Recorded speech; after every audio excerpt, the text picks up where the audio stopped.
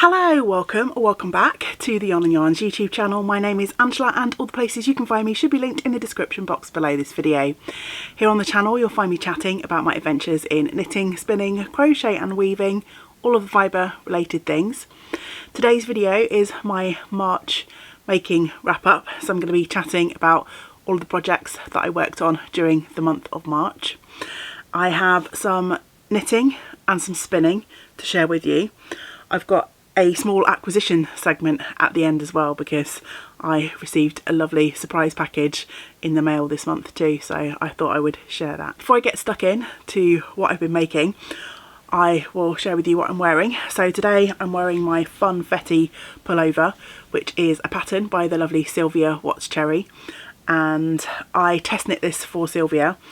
It featured in an issue of Liner magazine, I believe, although don't quote me, I think this may now be available as a single purchase pattern from Sylvia. So if I remember, I shall try and link my pattern page below, which will then sort of take you, it's a Ravelry pattern page, so please do be aware of that, but it will take you through to all of the details where you can purchase the pattern if you fancy making one of these for yourself. I used four colours of Wendy Ramsdale, which is a 100% British wool. However, sadly it's now discontinued, I believe. But this was such a really fun design, and double knit yarn knit up really quickly, and yeah, it's a good excuse, it's a good sort of canvas for playing with colour and picking out a few different things, and yeah, just a really fun and fabulous sweater, as Sylvia's patterns always are. Yeah, I've got some knitted socks on, but that's it for what I'm wearing today. For my March makes, I think I'm going to jump in and chat about spinning first this week. I think we left spinning till last time, so let's start with that first this week. I've been making some slow and steady progress on a couple of the projects that I've got in progress, and I won't show those today because there's not too much to write home about, but I do have some small progress on my two ongoing spindle spins. I'm currently spindle spinning a Shetland fleece that I combed, and I think I shared that in the last roundup video, and I will share it again, but just not this month. I have spun up another couple of spindles worth of that fibre. I've also been steadily working away on my advent bats. I did a swap with my friend Lisa back in December, and Lisa made up 20-gram mini bats for me to spin through, and I've been spinning through those on my support spindles. Completed the singles for another couple of those bats. I don't have them in front of me to share, I'll wait till my spindles are full again. But I did also manage to finish a few of those yarns. So I think I shared with you a collection of spindles that were pretty much full in my last wrap up.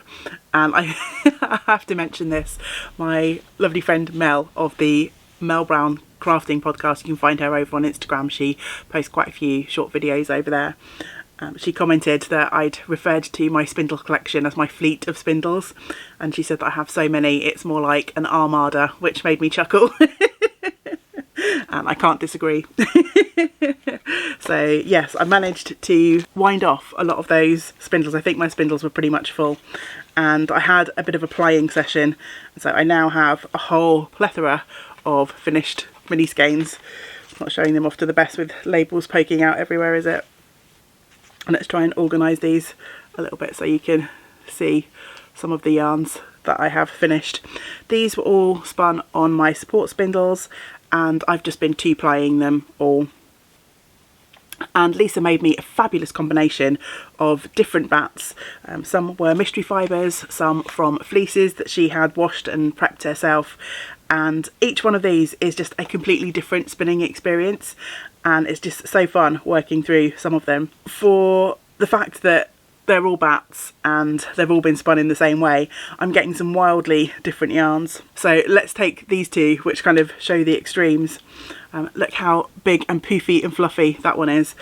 I don't have the label on this one, I'm not sure. I think I've got a little collection of labels over the other side of the room that I haven't matched up to the skeins yet, but this I don't think I would even want to guess what the fibre content was from that one. But look how big and poofy and fluffy and light and airy that fibre is. And then this one is a mystery wool bat, and my guess would be there's quite a lot of merino in this one, but this has turned into a really sort of sleek, fine, again super soft yarn. But just look at the difference. Again, both spun on my support spindles and two completely different, unique yarns. So yeah, this has been such a fun kind of spinning experience. And I've still got, I think, at least 5 or 6 more of my bats to spin through. So lots more fun for me to experience with that one advent calendar. So thank you so much, Lisa, for all of the amazing thought and effort that you put into making my fibre advent this year. And yeah, the joy just keeps on coming. Advents, they're not just for Christmas. On my support spindles, as well as spinning through my fibre advent bats, I took a little break from that particular project and popped another one on the spindles back in, it might have been January or February, I can't quite remember now. Samantha, remind me. Sam, remind me. I had a lovely visit from my friend Sam. Sam lives a few miles away up in Abergavenny, and she came to visit me for the day, and she gifted me a set of 4 lovely rolags that she'd hand blended herself. I believe she said there were mixed fibres. There was some Corriedale, definitely some Angelina in the rolags, and I decided to spin through them on my support spindles. So this is the sort of support spindle project that I concentrated on quite a lot during the month of March. 4 beautiful spindles full up. These are from Mirkwood, Enid Ashcroft. These 2 in the middle are both Enid Ashcroft, and this one is an Alice Savage spindle. And as you can see, my rolags are spun. I just need to ply these up, and they've been sitting on my spindles for a little while because I can't quite decide how I'm going to ply this. They're all sort of greens and reds. The rolags were a belated Christmas present. So they had that kind of Christmas theme with the greens and reds and a bit of sparkle in there. I can't decide whether to just completely jumble the colours and 2-ply these and maximise the yardage, or to do a sort of fun chain ply. They've just been kind of languishing, the singles have just been languishing on these spindles, but my spindles are getting full again, so I do need to wind these off so that I can get back to my fibre bats, my advent bats. So I need these spindles free, so I need to make a decision soon. Those are the projects that have been keeping me company in March on my spindles. On my wheel, I have been working through my blended bats that are going to hopefully end up being some yarn for a pair of socks. And I posted a video a few weeks ago about me blending up some bats, and I'm participating in Carrie of my Wool Mitten podcast. Carrie has been hosting an informal spin for socks. I believe the spin and make along was scheduled for sort of January to March, but it's a very sort of loose make along, and you can just go at your own pace. So I have almost finished my yarn from the bats that I blended up that were a mix of Blueface Leicester and Alpaca. They're over on my wheel at the moment. I'm just plying the last colour. Next month in April I should have some more news to share with you on that particular spin. So yeah, that's what's been on my wheel in March. Yeah, I don't have that in front of me right now to share with you. There's nothing finished, but I've been working on that one on my wheel. So yeah, neither my wheel or my spindles have been idle in March. Plenty of spinning going on here as always. So with spinning wrapped up, time to move on to some knitting, and I've got a couple of finished objects to share with you and plenty of works in progress.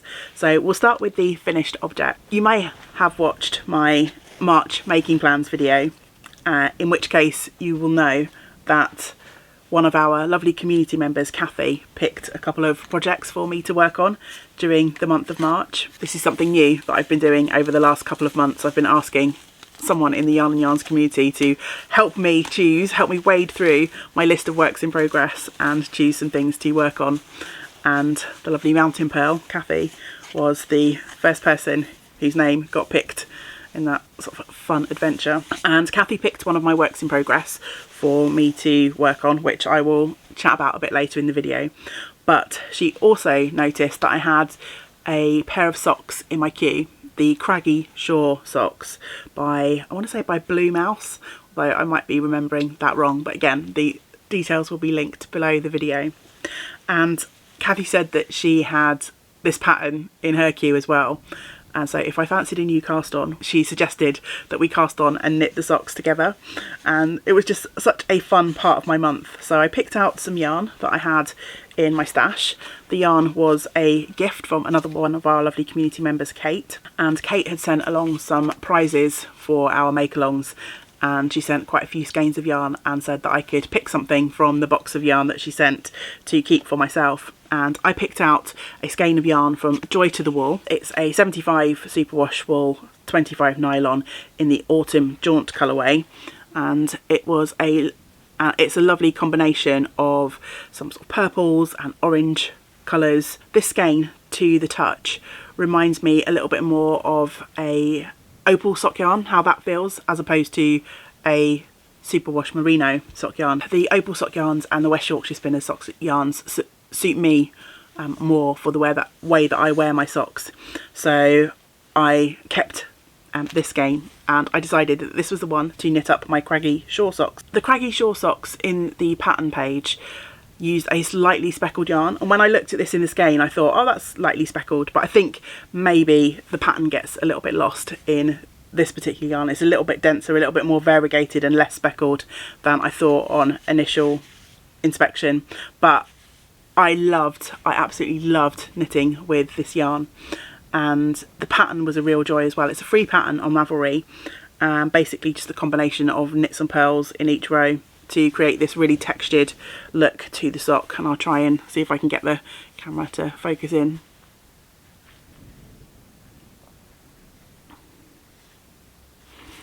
So yeah, such a beautiful texture, and it was a little bit more engaging than a plain sock, but not too taxing that I couldn't do it in front of the TV or when I was out and about and I wanted a bit of portable knitting. So I thoroughly enjoyed this combination of yarn and pattern, and as you can see, I finished my socks. There is a second sock here. I have no idea where my second sock blocker has gone, but there are two socks. And this was a really fun highlight of my month, because every now and then Kathy and I would message each other and see how we're getting on with our socks. I think at the start of the month I pulled ahead a little bit and I'd finished my first sock and had cast on my second. Kath was still sort of around about the heel of her first sock, so we kept each other motivated. At the end of the month, Kath just pipped me to the post and finished her sock a couple of days before I did. But yeah, it was just a real fun kind of motivator, knitting along with someone else, and yeah, just a few messages here and there to keep each other motivated added an extra bit of joy to the adventure of knitting these socks. I don't think, I had a quick look on the Joy to the Wool Etsy site. It says on here joytothewool.com, but I don't think that website exists anymore when I checked. But they're on Etsy, but they don't seem to be selling yarn at the moment. They seem to have a lot of stitch markers and things like that, so I don't know if they do dye anymore. But I'm super grateful to have had the opportunity to knit with this yarn. I really enjoyed it. I've got a teeny tiny amount left, and I'm sure I will find a use for that. I'll put that in my leftovers basket for now, but it will go into another project at some point, I'm sure, because this colourway is just so beautiful. I think you can really see the gorgeous colours in the plain stockinette portion on the bottom of that sock. So thank you so much to Kathy for suggesting that project, and thank you so much to Kate for gifting me that beautiful yarn. My second finished object is a hat, and there is a vlog detailing the knitting adventures of this hat. It's the Wildflowers cap by Mary Jane Muckleston, and this was one of my 12 cast-ons for 2022. I will pop a link to the 12 cast-ons playlist for anyone who might be new to the channel and would like to find out more about that make-along. I cast on a hat from some yarn that was in my self-destructing yarn basket, and again sorry if you're new and I'm throwing all of these things at you, but last year I picked some yarns from my stash that I set myself a deadline to try and work with, and that deadline is creeping ever closer. If I don't use all of the yarn in the basket, then I'm going to destash it. So I picked two skeins from my self-destructing yarn basket. These are Marina Skua yarns, Mendip DK. Can you hear that rain? I'm not sure. Apologies if you can hear the downpour outside. I had so much fun with this hat, and yeah, again, there's a whole vlog dedicated to it, so I won't dwell on it too much here.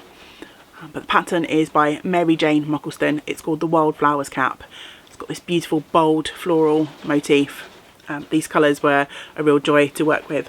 I need to sew this pom-pom on a little bit tighter. It's a little bit loosey-goosey at the moment, but I've left the end inside the hat, so I've got some yarn to play with and I can tighten that up for sure. But yes, that's my second finished object for last month. If you watched my March making plans video where I rolled the dice to choose my project, this was one of the projects that I picked for the colour work prompt when that came up.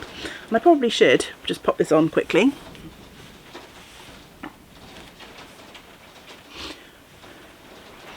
Not sure how well those colours go with my orange wool. But the hat fits absolutely beautifully. Couldn't be happier. I used these two beautiful skeins of yarn that have been languishing in my stash for a little while, and I have myself a nice cosy warm hat to wear. I think it's like getting slightly too warm for hats now that we're into the beginning of April here in the UK, but I'm pretty sure that this will become a favourite next autumn and winter season. The colours are fabulous. Beautiful British wool. Marina sources her fibre from a farm close to her, has it spun up at a mill and then dyes it in some absolutely beautiful, glorious colours. It's really clouded over here with the rainstorm that's passing, and I've had to move my camera away slightly because I keep having this issue whenever the light fades a little bit. My autofocus on the camera starts wanting to focus on my gnome menagerie behind me, so I've tilted the camera away from them slightly in hopes that it will stay focused on me and what I'm showing you and these fellas in the background won't try to keep grabbing all of the glory.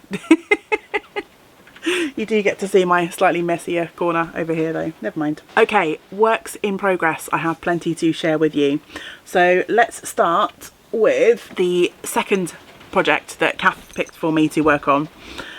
She looked at my works in progress and suggested that I pick up my sea glass tee, which was a sweater that I cast on, or a t-shirt garment, let's say. A garment that I cast on for the 2021 iteration of the 12 cast-ons, and it's a lovely pattern by Wool and Pine, knit in basically 1x1 colour work all over. You pick scraps or a collection of skeins from your stash and yeah, just swap them out every now and then and keep going until you have a garment. So when I picked this project up, I put a marker on the back. Mushroom marker here shows where the project was when I picked it up last month. So as you can see, I've knit quite a few inches on this, and I've got to the point where I split for the sleeves, such as they are, and the body. It's just a short sleeve garment, and as you can see, I have knit both of the sleeves and I've added the ribbed cuff to those. So yeah, just a short tiny sleeve, a couple of inches. I've started working down the body, and next time I pick this up though, I'm going to be ripping back a couple of inches, because now that I have changed stitch counts, obviously I was working on the widest part of the sweater up here in the yoke and across the top of the arms. Now there's fewer stitches on the needles. My yarns are starting to pool a little bit.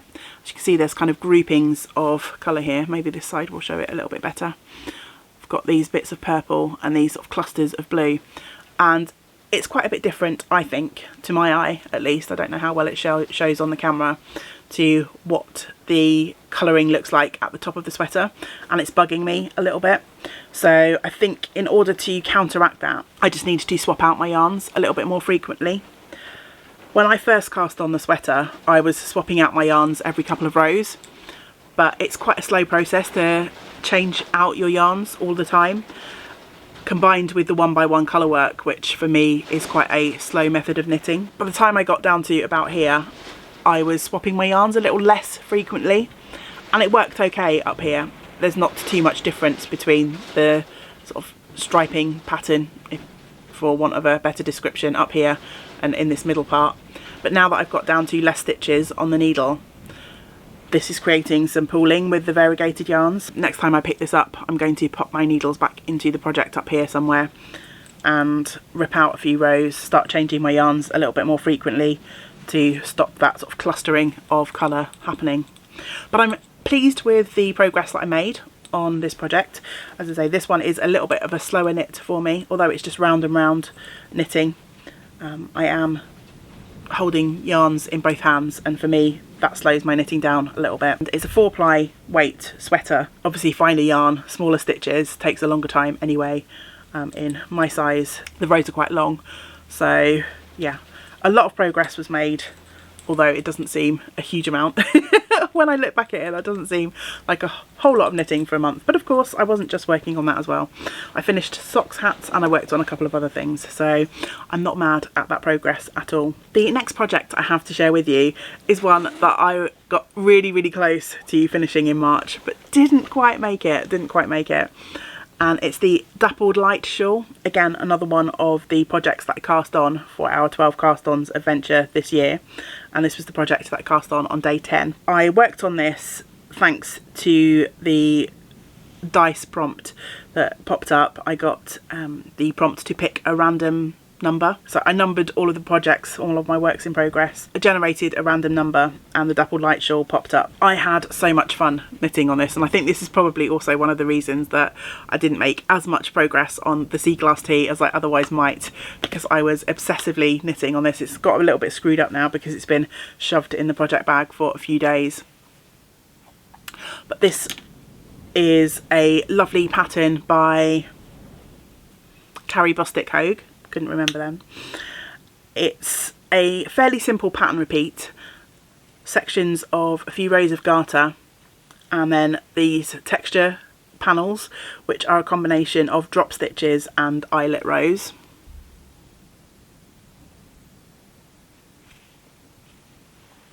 Bit tricky to share this colour on camera with you and show off the lovely texture, but hopefully you could just about spot that.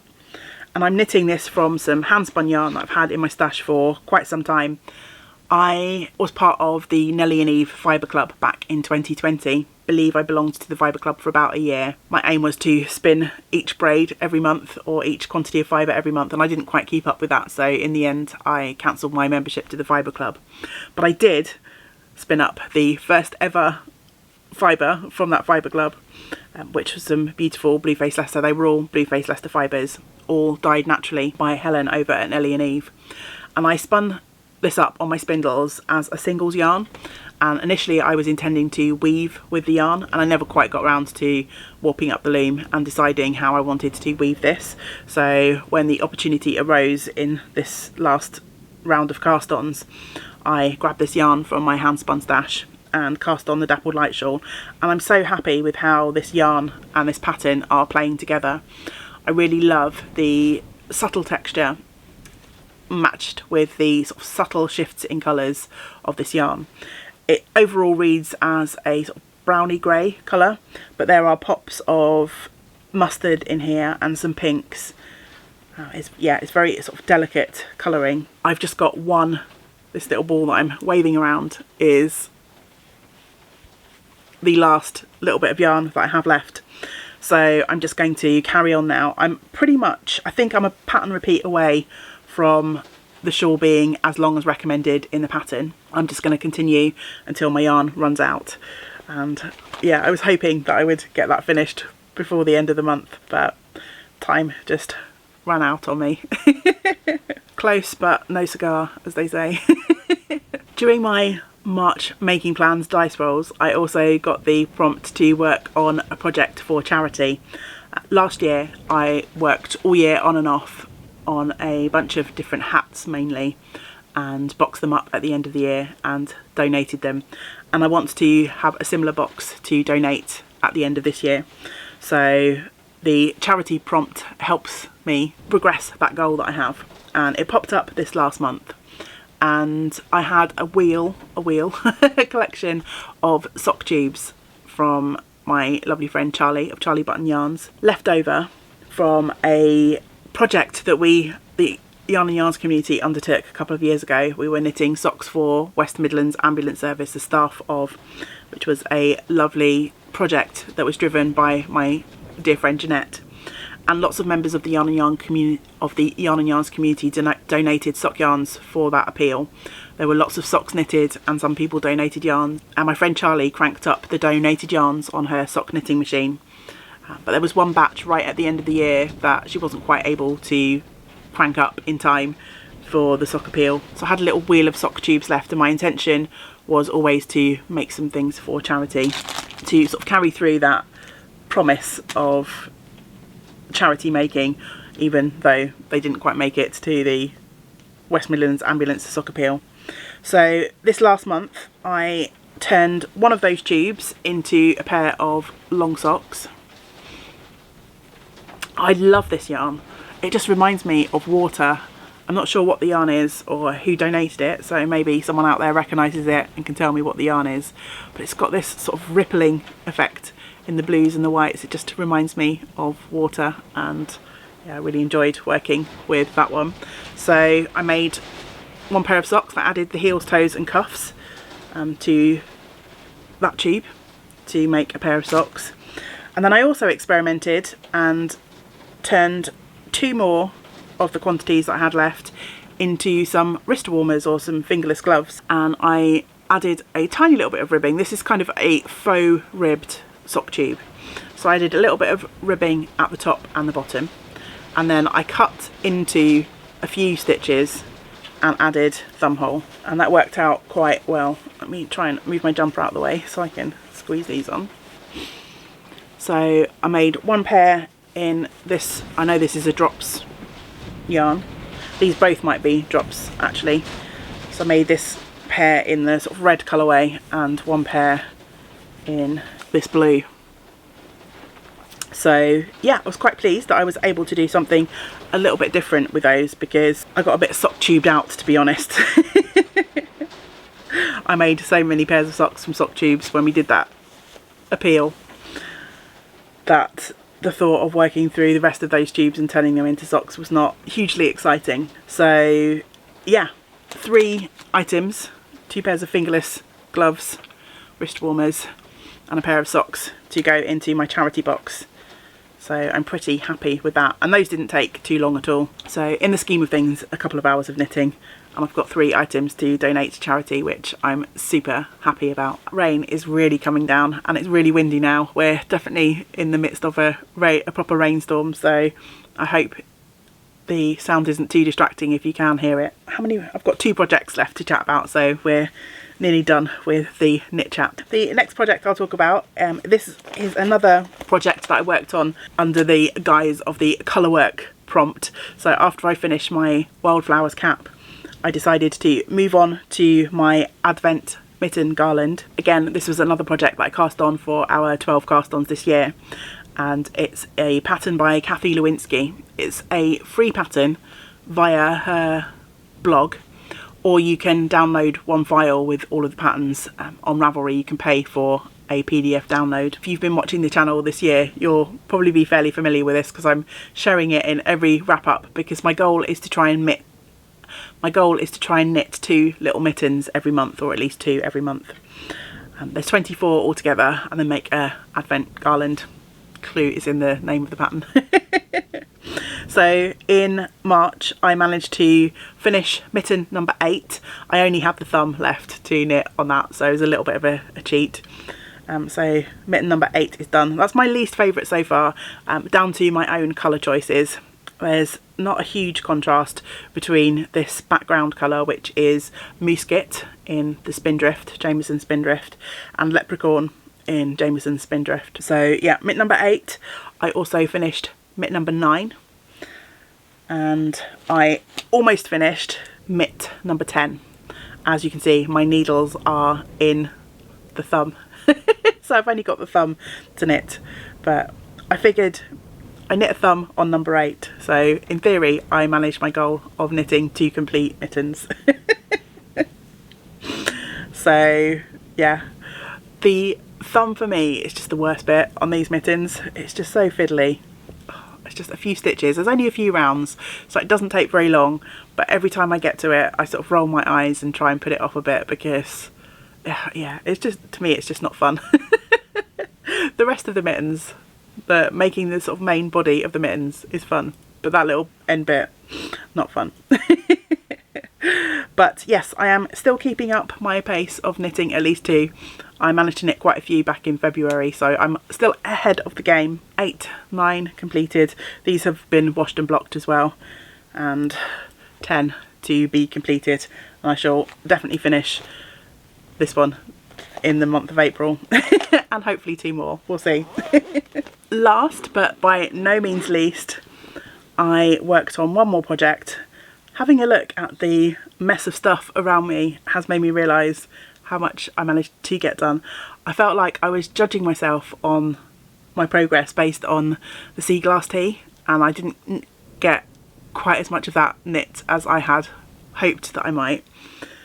But looking around at everything else that I managed to knit, it's no surprising that I didn't manage to make a huge amount of progress on the sea glass. So I have been working on my litmus cowl, and this was thanks to rolling the handspun prompt in my March making plans video.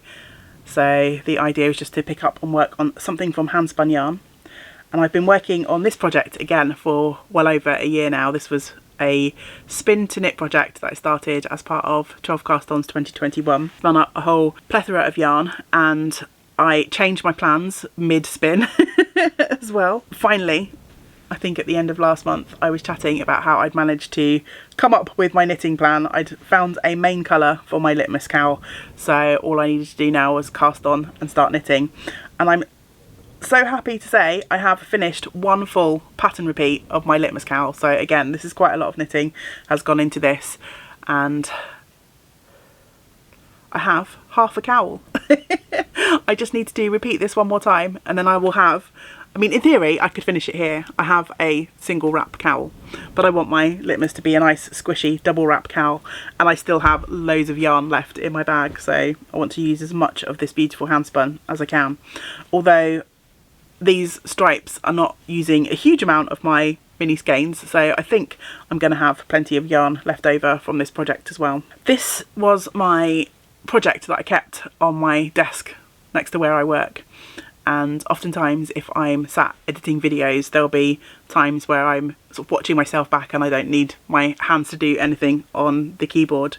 So having a project that you can just pick up and put down, knit a few stitches here and there, is kind of perfect for that scenario. And that's basically how I managed to get most of the progress on this project done, is just by keeping it by my desk. I did of course knit on it a few evenings as well, because this is a lot of progress for one project to sort of squeeze in between work. So yeah, there were a few evenings that I knit on it too, but most of the progress was made while waiting for my brain to engage with work or editing videos, things like that. So yeah, made quite a good amount of progress on that. Really enjoyed working with all of those beautiful colours in the litmus, and given that I managed to knit one repeat for that cowl this month, I'm hopeful that whenever I get to pick this up again, I'll be able to finish it. So creeping ever closer. I have so many works in progress on the go, but little bits of progress here and there, and they'll get finished when they get finished. Okay, so that is everything that I worked on during March, spinning and knitting. So all that's left is a quick acquisition segment before we round out this video. A couple of weekends into March, I received an amazing surprise package in the mail, and again, if you've watched my wildflowers cap video, you'll have seen what I'm about to show you, but I thought I'd share it here for anyone who just likes to dip in and watch the wrap-up videos.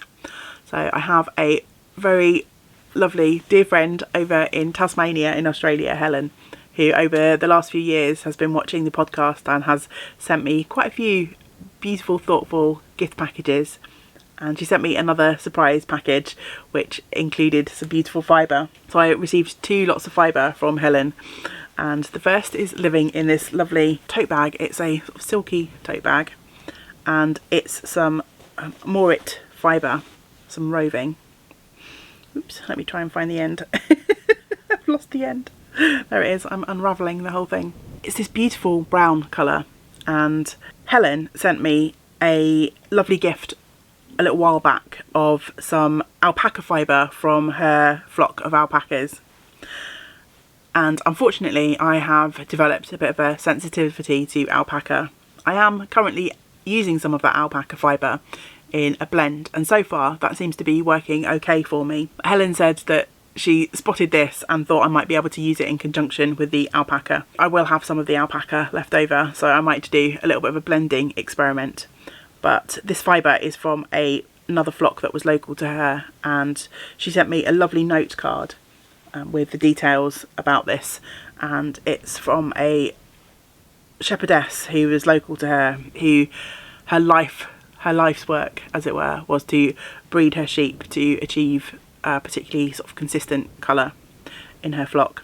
And the shepherdess has sadly now passed away, so this is very special fibre. I believe some of her flock has been taken over by another local shepherd, and yeah, it's just a really special gift, and I shall look forward to spinning that up. It's such a beautiful sort of neutral brown. It's so soft and squishy.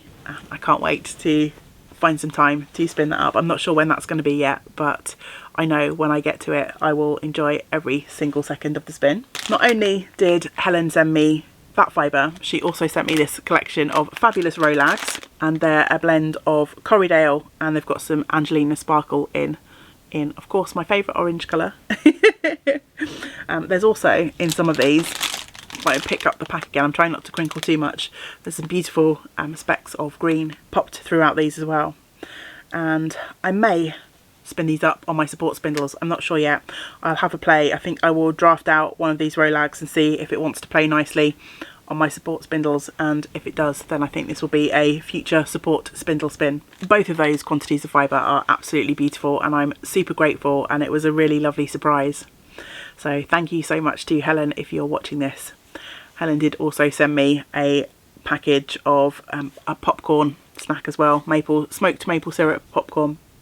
I think it was smoked salt and maple syrup popcorn from a local producer to her in Tasmania, and that was absolutely delicious. There is none left for me to share. That has long since been consumed. Right, I think that's everything. Yes, I think we've made it. Spinning, knitting, a wonderful gift. So we have come to the end of my March making wrap up. Please do let me know in the comments below what you worked on in March. Did you finish anything? Did you start anything new? I love to be inspired by all of your wonderful makes, so yeah, please let me know in the comments below and I will reply to you as soon as I'm able to. I think I'm a little bit behind with my YouTube replies, but I do reply to everyone as soon as I'm able. So let's chat knitting, spinning, crochet, weaving, anything you like in the comments below. As always, thank you so much for being here, and thank you so much if you've made it to the end of the video. I think it's going to be a reasonably long one again. There was a lot to get through, so I appreciate it if you stuck around until the end. I will of course be back here again soon with some more making content, so I hope you will join me for the next video. But until we do get to spend time together again, I hope you get to do some of the things that you enjoy. Great big woolly hugs to you all. Bye for now. Bye.